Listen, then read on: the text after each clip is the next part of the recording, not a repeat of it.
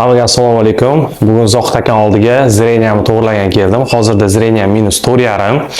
5 yil oldin onam bilan qildirgandim. Rezultat zo'r bo'lgani sababli hozir 5 yildan keyin safarlardan va chet eldagi ishlarimdan ancha bo'shab O'zbekistonga kelib, operatsiyaga keldim. Operatsiyadan chiqib, odzivlarni beramiz.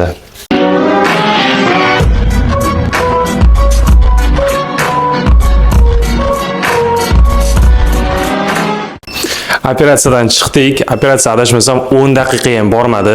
Zohid aka haqiqiy o'zining ishini professional desam bo'ladi. Ya'ni shunaqa holatlar bo'ldiki, sal qo'rquv bo'ldi, lekin Zohid aka o'sha vaqtda doimo men bilan aloqada bo'lib turdi, gapirib turdilar. Har qilayotgan harakatlarini eng qizig'i shu, chunki doktorlar nima qilayotgani qiziq bo'ladi. Doimo bir xil payt nito движение qilarsa, doim qo'rquv bo'ladi. Zohid aka doimo aloqada bo'lib turdilar. Og'riqsiz, hech qanaqa og'riq bo'lmadi.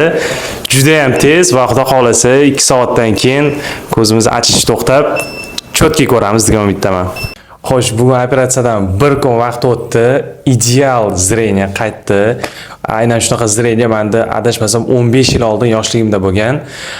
Ertalab turishimdan oynadan qarasam, hamma yozuvlar idealni ko'ryapti. Zohid aka kattakon rahmat. Hozir ko'rikka keldik.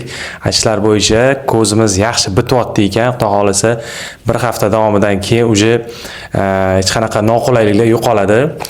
Kecha sal noqulaylik bo'ldi. Bugun hech qanaqa og'riq qolmadi. Zohid akaga kattakon rahmat. Ushbu klinikani maslahat beraman. Agarda zreniyingiz yomon bo'lsa, og'riqsiz tez davolab qo'yishadi.